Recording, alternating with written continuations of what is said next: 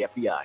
The poster stares back at you with 10 sinister looking faces, the worst of the worst, so notorious that the FBI is offering a massive reward for anyone who provides information leading to their capture. Who are the FBI's 10 most wanted in the year 2021? Number 10. Yasser Abdel Said. Said began his life in a humble way as an immigrant from Egypt in 1983. He soon married an American woman 15 years his junior. They had a son and 2 daughters. He became a citizen, and there was a dark side to this American success story. His daughters, Amina and Sarah, soon started telling their friends and family that their father was abusive. The girls would occasionally show up with bruises and injuries at school. They reported that their father spied on them, with Sarah even finding out that he was spying on her at her part-time job. But his obsession was about to take an even darker turn. Amina covertly started dating the boy, and when Said planned to move the family, she planned to run away with her boyfriend. Eventually, Patricia had enough of her husband and left with the girls, only for Yasser to follow them. He convinced his wife to return home with the girls, and when the teenagers refused, Said shot them both and killed them. Said then went on the run, assumed to have fled back to Egypt, but he was later seen as a cab driver around New York City. He spent 12 years on the FBI's most wanted list with a reward of $100,000 offered for his capture. In 2020, he was found in Texas, and he and his son were arrested. He currently awaits trial.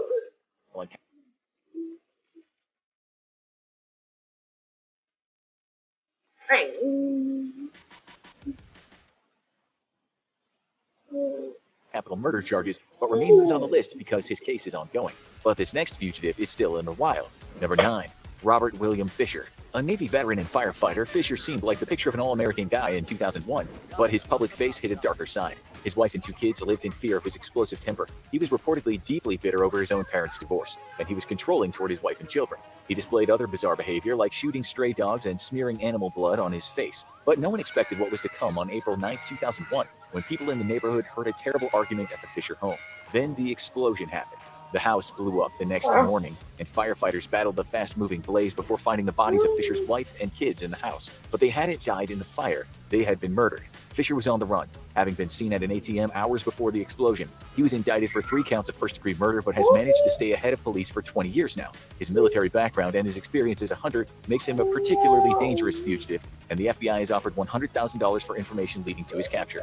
This next fugitive was basically a ghost. Number 8. Alexis Flores. It was summer 2000 when Philadelphia resident Jorge Contreras took pity on a homeless drifter calling himself Carlos. He gave the unfortunate man shelter, gave him clothing to wear, and paid for his work as a handyman. But this would lead to a horrifying discovery. Carlos had used his shelter to store the body of Ariana de Jesus, a little girl who had been missing for several days. Contreras recognized the shirt she was wrapped in as being the one he had given to Carlos, and a manhunt began for the drifter. But who actually was Carlos? All they had of him was a vague sketch, including a distinctive scar he had on his neck. 2 years later, an undocumented immigrant named Alexis Flores would be arrested for shoplifting in Arizona, and the charges would later be upgraded due to false documents. He was deported to Honduras after his prison term, and that would be a terrible mistake. In 2007, his DNA would be matched to the Jesus murder. Carlos finally had a name, but he was out of the FBI's reach now, and the U.S. and Honduras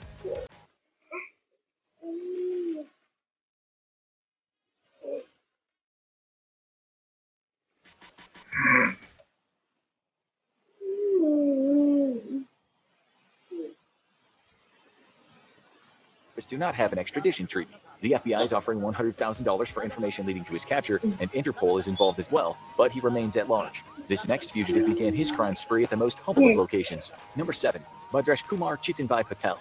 One of the youngest fugitives on the list, Patel seemed like a normal young man in India. He had married his wife Palak by 2015, and the young couple had traveled to the United States to visit relatives. Their visit became an extended one, and they took a job at a local Dunkin' Donuts owned by his relative, where they worked the night shift together on April 12th. But only one of them would leave that night. They walked into the camera, disappeared off the view of the camera, and then Patel left alone and closed the store. The next people in the store would find something horrible. When no one seemed to be on staff, customers approached a police officer and found Palak's body in the back, beaten and stabbed. They quickly fingered her husband for the killing, but Patel had already escaped. He was last seen taking a hotel shuttle to the airport, and authorities believe he may have fled back to India or be hiding with relatives. What turned this young man into a murderer? Relatives report his wife wanted to return home to India. Wherever he is now, he's been on the run since 2015, and the FBI thinks he's worth a $100,000 reward. But youth is no deterrent for this next criminal. Number 6. Alejandro Castillo. It was 2016, and a 17-year-old Castillo worked at a Greek-themed restaurant in Charlotte, North Carolina, but he was more interested in girls than his job. He had eyes in particular for his coworker, Truquan Sandy Lai Lee, who was 6 years older than him. They briefly dated, and she even lent him some money, which he never paid back. But even as he went on to dating another coworker, he never stopped thinking about Sandy, and that fixation soon turned into a dangerous obsession, and then Sandy disappeared. Investigations showed that Castillo had contacted her saying he would pay her back. Instead, he took her at gunpoint to an ATM and made her empty her bank account. He then drove her to the woods, shot her, and dumped her body in a ravine. The teenage murderer then fled in her car along with his new girlfriend, Ahima Feaster. They headed to the border and crossed into Mexico, but only a few months later, Feaster turned herself into authorities. She cooperated for a lesser sentence and reported that Castillo had gone missing while they were in Mexico, disappearing off the radar. He's still at large, with a $100,000 award offered for his capture. He wasn't the only Romeo-turned-murderer on the list. Number 5. Arnoldo Jimenez. Everything seemed to be going right for Arnoldo Jimenez and Estela Carrera. They were happily engaged, had a 2-year-old daughter along with Jimenez's 9-year-old daughter from a previous relationship. And on May 11, 2012, they were married at Chicago City Hall. They celebrated at a nightclub with their friends and family and then drove home in Jimenez's car. That's when things took a dark turn. The newlyweds started arguing and Carrera quickly discovered that her husband had a dark side. It would be a one-night marriage. Jimenez stabbed his wife fatally and dragged her body into their apartment, leaving it in the bathtub in her wedding dress. When she never picked up her children, she was reported missing and her body was found by police, and Jimenez had disappeared. Police tracked him from Illinois to Tennessee to Arkansas to Texas and eventually to Mexico. They were able to arrest his brother for drugs and find more evidence linking him to the murder, but he remains a fugitive with a $100,000 bounty south of the border. Age was no barrier for this next criminal in the other direction. Number 4. Eugene Palmer. It was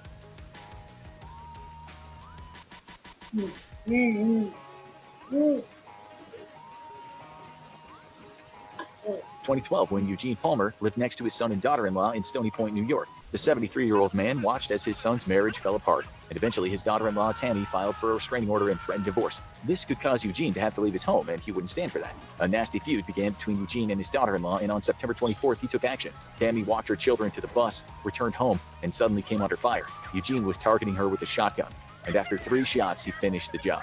The senior sharpshooter then fled the scene in a pickup truck, which he abandoned later and fled into the woods. Police led a hunt in the woods with dogs, which tracked his scent to a campground, but no trace of him was ever found. His family believes he's likely dead. After all, how far could a diabetic man with a heart condition now pushing 80 get? But the FBI disagrees. They pointed out that Palmer was an avid outdoorsman and could easily have survived in the woods and fled to another state. And they've offered a $100,000 reward for his capture.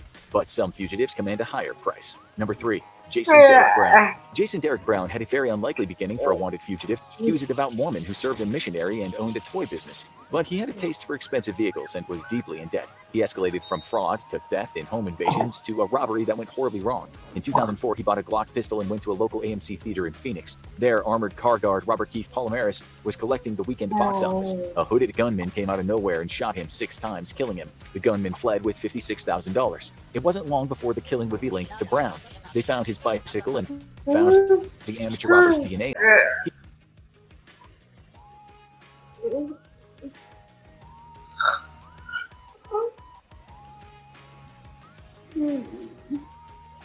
He was quickly charged with first-degree murder and unlawful flight, but by then he had fled to Las Vegas. Authorities found his car abandoned, and his brother was later charged with obstruction of justice for helping him dispose of evidence. Brown's case became notorious, and sightings of him came from across the United States, Mexico, and Canada. But the genuine article has eluded capture for over 15 years, and the FBI has offered a $200,000 reward for his capture. But the FBI also has their eye on some much larger-scale criminals. Number 2. Jose Rodolfo Villarreal Hernandez. Villarreal Hernandez was born into a life of violence. His father was a member of the Beltran Leyva cartel in Mexico and was murdered by the rival Gulf cartel. It was no surprise that Villarreal Hernandez's involvement in the family business only got more intense, and he had a target in mind for revenge. Juan Jesus Guerrero Chapa, a powerful lawyer for the Gulf cartel, now living in Southlake, Texas, and an informant for U.S. law enforcement. But that wouldn't stop Villarreal Hernandez, who hired a crew to sneak into the U.S. And on May 22, 2013, they would strike. As Guerrero entered his car, 2 assassins pulled up and fired multiple shots at him. He was killed immediately. While the assassins escaped, 3 men connected to their hiring were arrested and named Villarreal Hernandez as the mastermind. While he remains at large in Mexico, the FBI is on the hunt and has offered a $1 million reward for his arrest. But they're not the only ones looking. Guerrero's sister targeted one of Villarreal Hernandez's relatives in revenge, even sending her brother's hitman a picture of the severed head. With enemies like this, Villarreal Hernandez may want to think about turning himself in. But there's one fugitive more wanted than a cartel hitman, a cartel ringleader. Number 1. Rafael Caro Quintero. Rafael Caro Quintero had humble beginnings as a farmer, but his crop of choice would lead to a lot of trouble. he grew marijuana, and that turned him from a simple worker into a local land baron. He worked for many of Mexico's most notorious gang leaders and became a successful drug trafficker in the 1970s. But he would soon branch out on his own, and he formed the Guadalajara cartel. He shipped mass quantities of marijuana to the United States, but would be most notorious for his kidnapping, torture, and murder of U.S. DEA agent Enrique Camarena and 4 others. He would eventually be sentenced to 40 years in prison for murder in Mexico. But there's a twist to his story coming. A state court ruled that he'd been tried improperly and ordered him set free in 2013. This caused outrage across the border, and diplomatic pressure forced Mexico to reopen an investigation. They eventually issued a new arrest warrant, and U.S. and Mexican forces continue to pursue him to this day. He remains at large, with his attorneys trying to get the charges dismissed but failing. With Interpol and the FBI looking for him, the notorious drug kingpin commands the highest reward for any criminal on the FBI's most wanted list, a stunning $20 million. See any of them in your neighborhood? Keep your eyes open and approach carefully.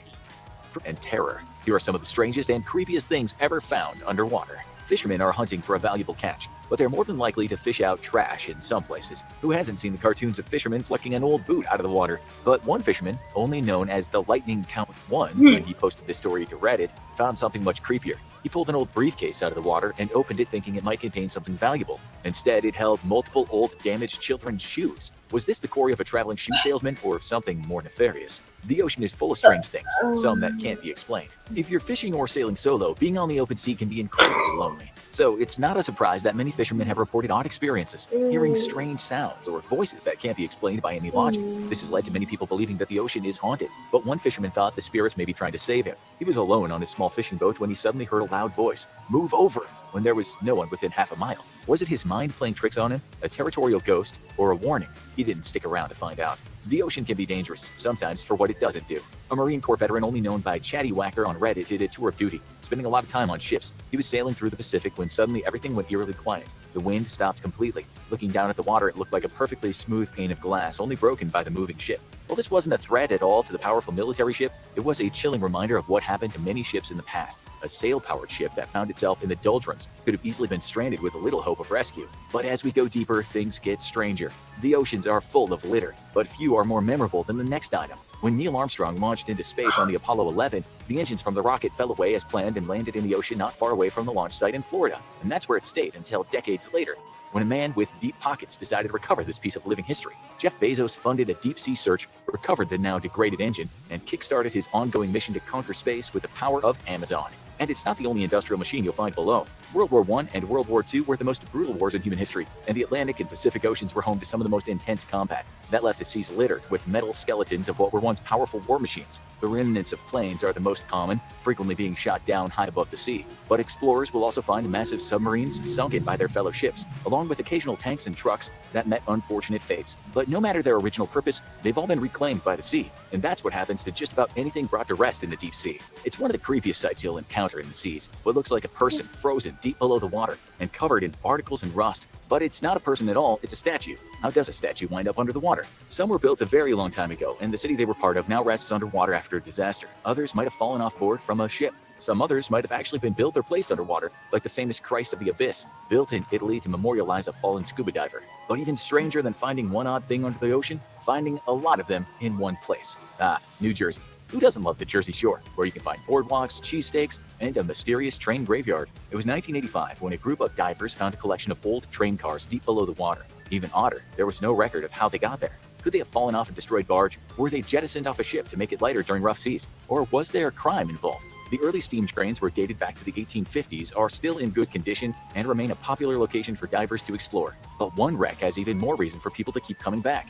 Large destroyed ships at the bottom of the ocean are nothing new, and the search for the Titanic captured the public's attention. But one ship still has people fascinated. The RMS Republic sank after a collision years before the Titanic, although only 6 people died. It wasn't found until 1981. Its ruins near Nantucket Island. So why are people still determined to explore it today? Simple: money. Many reports indicate that the Republic has massive amounts of money on board in the form of gold coins. Some reports say $250,000, others say $3 million. But that was $1909, which would multiply the value of any cargo by roughly 30. What's larger than a massive ship underwater? How about a whole city? The city of Heraklion was one of Egypt's key cities during the last days of the pharaoh. But much like that rain, it didn't last forever. Natural disasters, including earthquakes and tsunamis, damaged the city until the soil under it liquefied, leading much of the city to sink into the sea. There it stayed until 1933, when a British pilot sighted the ruins deep in the water. Explorers have since found countless remnants of the ancient civilization, including coins, pottery, boats, and even a small Greek temple. The finds have been described as the closest thing to discovering the legendary sunken city of Atlantis. But undersea architecture doesn't have to be ancient. Imagine you're drifting through the waters off the coast of France, and you see a bizarre sight. It looks like an underwater high-rise office building, and it does have countless residents, but none of them are human. This is an artificial coral reef designed to help the valuable ocean life forms rebuild after human damage to their habitat. They start out looking like sleek metal structures in different forms, and then have marine life attached to them. They grow on them, transforming the object into a permanent reef that provides food and hiding places for fish. But really, humans don't have to provide bizarre or creepy things to the ocean. The ocean does just fine with that on its own. How do you find a river deep under the water? It might look like magic, but the Cenote Angelita Cave is actually a strange natural phenomenon. The massive cave looks like it has stunningly clear water flowing through it, the result of a cloud of hydrogen sulfide released by organic debris in the cave. It causes the seawater to separate from the fresh groundwater in the cave, creating the illusion of two different streams of water flowing through the same underwater area. If this was a video game, following the underwater river would definitely lead to a bonus level. This next strange phenomenon will point you in the right direction. It's a common sight in a cave, a rock formation pointing downwards. You're used to seeing them made out of ice hanging from the rafters, but located in the ocean, it's called a brinacle, and these dagger-shaped ice formations are surprisingly common. Seawater freezes in the cold polar oceans, and this means the salt particles are expelled from the ice. This creates a powerful blast of dense, cold, salty water that freezes at a lower temperature. When it hits the ocean, ice forms around it, creating a long, sharp, hollow icicle that looks a lot like a finger. But there's nothing scarier under the water than something you just can't identify. It was 2011, and treasure hunters from Sweden were searching the floor of the Baltic Sea. They weren't prepared to see something genuinely bizarre. A circular-shaped object at the bottom that had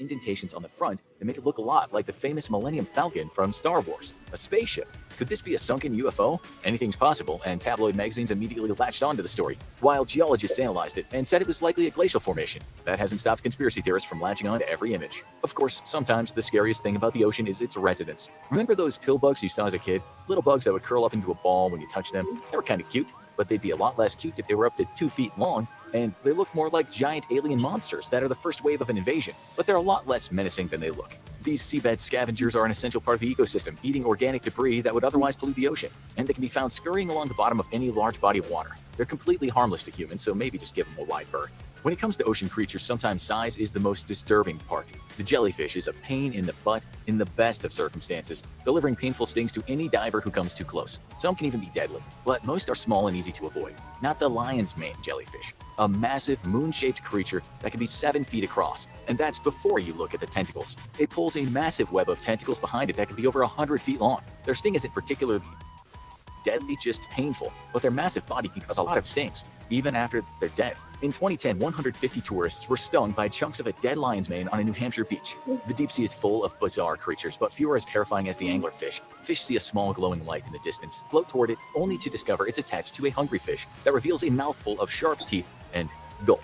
The anglerfish is one of the best predators out in the deep sea, but its size surprised many deep sea fishermen. The fish can grow almost 4 feet in length and over 100 pounds, meaning it might not only be a threat to deep sea fish. Whatever you do, don't go toward the light. But no mystery under the sea captivated people quite like this one. The year was 1901, and the discovery of a shipwreck near the green island of Antikythera revealed something shocking. Buried deep within the wreckage was a massive piece of machinery, full of gears and inscriptions. It was obviously a highly advanced machine, but it dated back to ancient Greece. It puzzled scientists, and many readers wondered if it had come from a lost civilization or even aliens. It would be decades before full understanding of the machine became possible, and it's now known as the first analog computer, used to track astronomical positions and eclipses, as well as the Olympic cycle at the time. Reconstruction efforts are still ongoing, and the machine, now known as the Antikythera mechanism, remains one of the biggest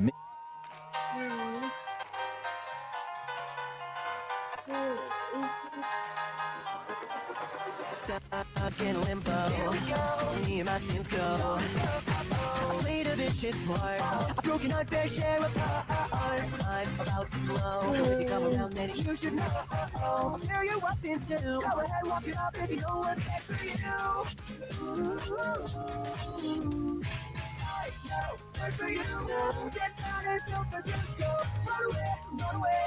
'Cause I know. Good for you. Get louder. Run away. I know. I'm a lucky man. I'm a lucky man.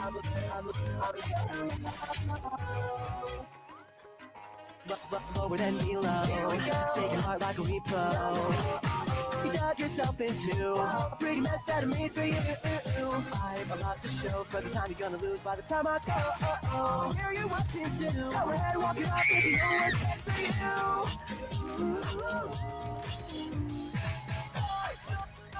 for you. Good for you. Good day. Hello, it's me. Me. What are you laughing at, huh? Hello, Merry Christmas, you filthy animal. Welcome to this year's annual Christmas, it's not Christmas cooking, I don't cook, that's Toby. Christmas, shut up, thank you. God! Anyway, this is my Jeff's annual Christmas decorating. What? 2 times! I've been doing this since 2018. Please support the channel. You know that EJ does. Jack, he watches me. I don't. I've never watched our video. Jack literally watches the videos and you can't be bothered to. No. Of course not. I'm in video game. Anyway, this is my second time. No, third time doing one of these videos. 3rd year doing one. But there's a difference this year, obviously. We have a beautiful painting of myself. And me. Oh. Oh, you?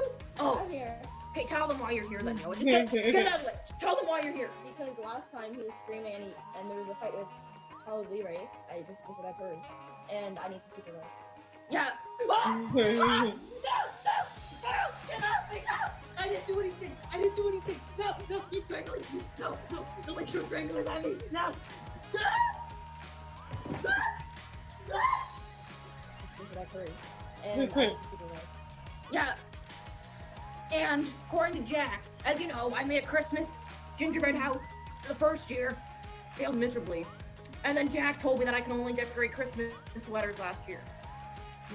And since that failed, and apparently because I brought Chucky into the house, and he attacked me, I can't even do a Christmas video myself this year. So he has to watch me. I know.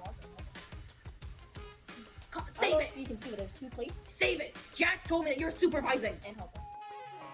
Supervising! Why do I need to be supervised? Like me, Jeff the Killer, the mighty, sweet dreams killer, needs to be supervised? Me? Anyway, it's gone on way too far. We're decorating mini little Disgusting. little gingerbread, so get on to it, I guess. Right, so to do a throwback of Toby's Christmas cooking series, we got the same sprinkles that he uses, as well as the OG icing from 2017. No, I'm not either. We're just doing it for fun. Yeah, I'm going first. I don't want to hear you. You can watch me. Oh, now you're being enthusiastic about the scarf? You're being enthusiastic now about it, huh?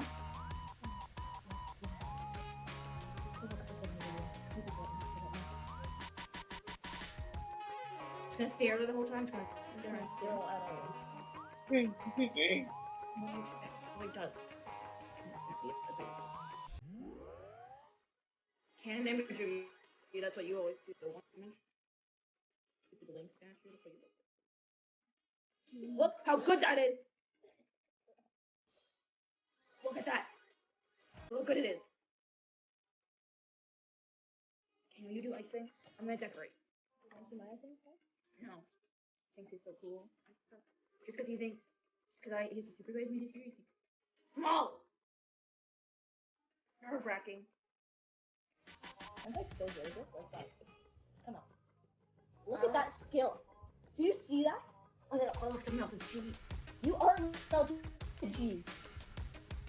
Well, I guess it's better than being called a joke. You want the 2017 icing? Why don't new instead. Come up with a different insult. Think of it. Who else do I look like? Can you come up with anything different? Who? Of course it's not hot. Okay, come up with more. What else? No, I want to know what other characters, celebrities do I look like. You don't look like any celebrity. You're very ugly.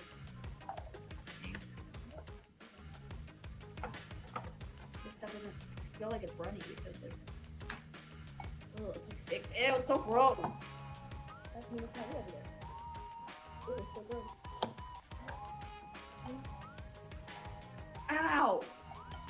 I like making judgments. Ow! My heart! Yeah, my first one is all done.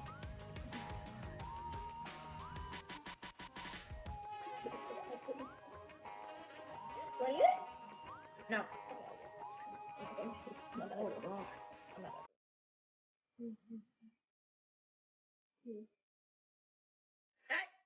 No.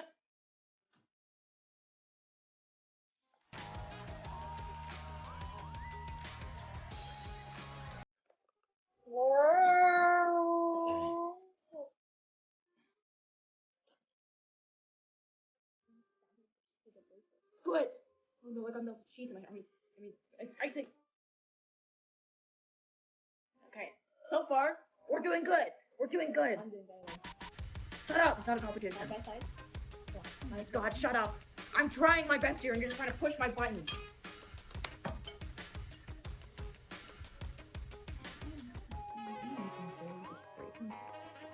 Wait, what? What is in there?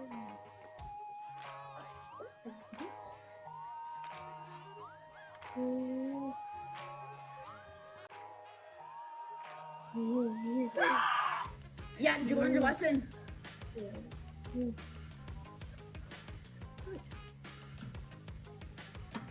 How bad are these things? Just highlight it a little bit. Okay. I'm trying it. I'm trying it.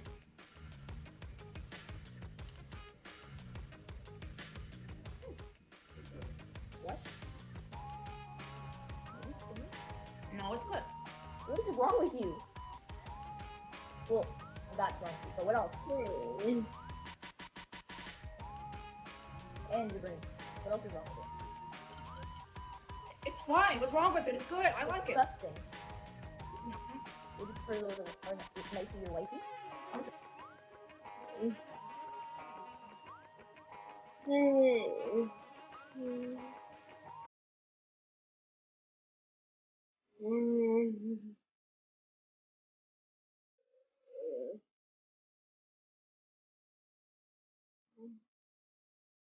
My wife. What kind of question is that?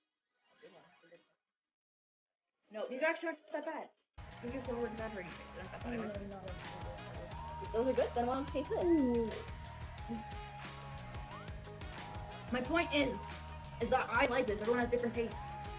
Acquired tastes. I actually like these. They're my favorite, but they're fine. Does it tie off with your wife? Shut up!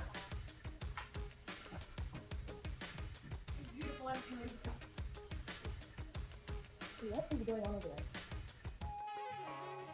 I can just tell if my dad gave you it. That's not water in here. So mean!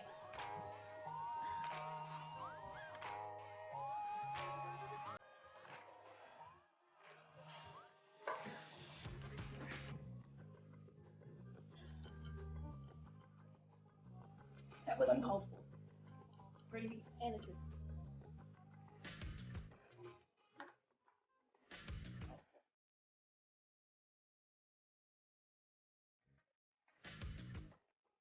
He called me to tell me that. Did you know that? He speaks the truth.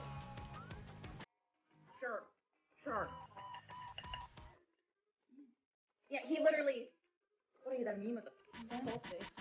Don't ever do that again. Get out of what 2015? What year was that? I don't even know. Anyway, my point is that Toby tried to tell me that I wasn't a good singer.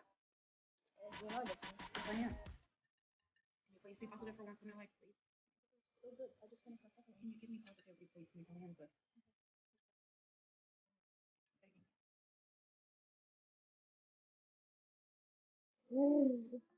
And he also sent me a bunch of really weird fan fictions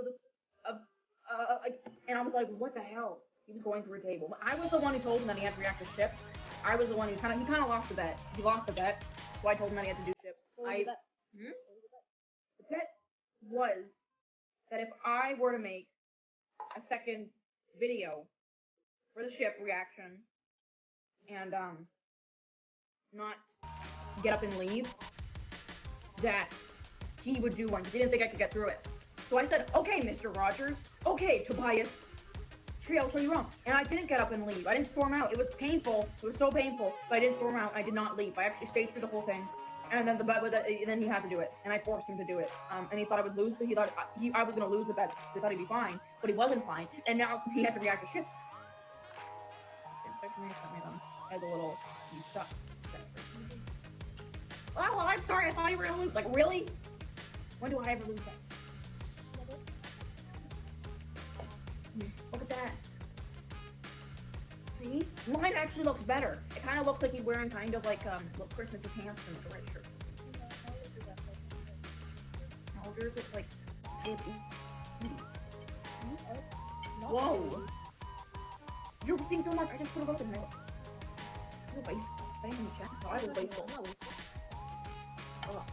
So there was this whole thing that I thought of. You know, last year I told the story of how the Jeff stole Jeffness. So I had this new idea. What if the story, or I make a new story called the Jeffmas Carol. Jeffmas Carol. So I am Ebenezer Scrooge, and instead of the ghost of Christmas past, Christmas present, and Christmas future, it's my three role models. It's the Joker, Jason Voorhees, and Chucky, and they're all yelling at me. Why? It's so good. We're gonna get. I have person going to do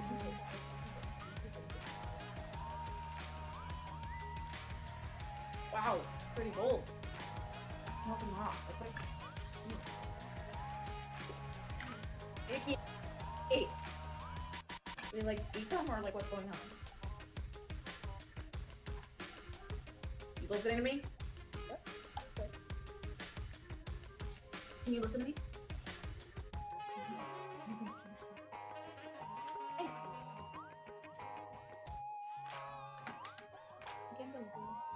Yeah, and I ate the second one. I ate one because it was actually good. No, it wasn't. They're not bad. Is this like you getting mad at me for pouring my milk before my cereal? Yes, that's part of it. It's not weird. Yes, it is. That way the cereal. Like the video. You don't do that. Yes, anyway.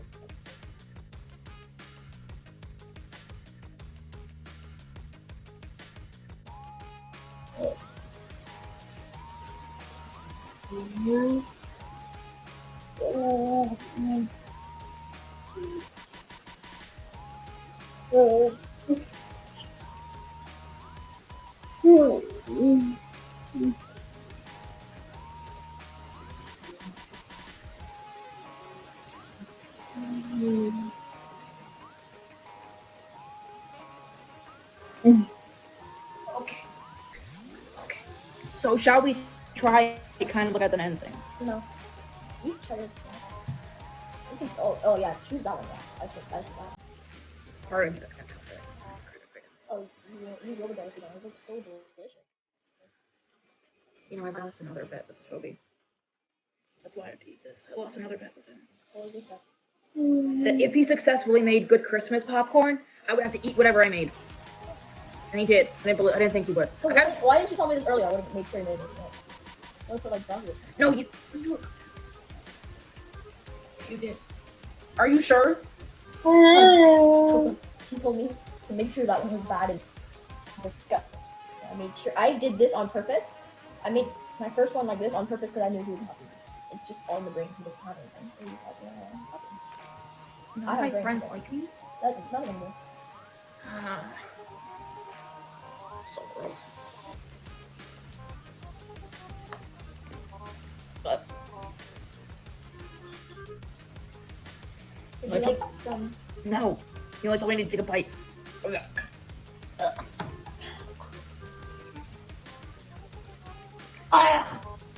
So gross. You want me to try it? No, Okay. no, I'll save you. I'll spare you. Yeah, why not? No. It's still there. The icing. You called me crazy?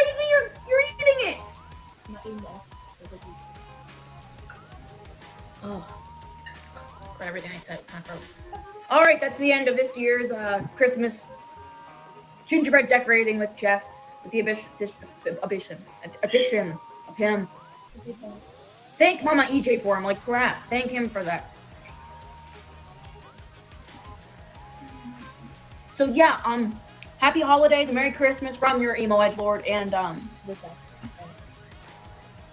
Ben ripoff. So yeah, thank you. And the Joker ripoff. Never escape that. I can't. So yes, Merry Christmas to all.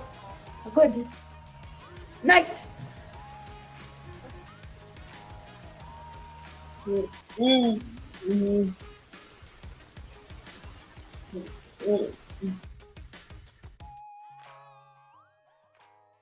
With Clipchamp.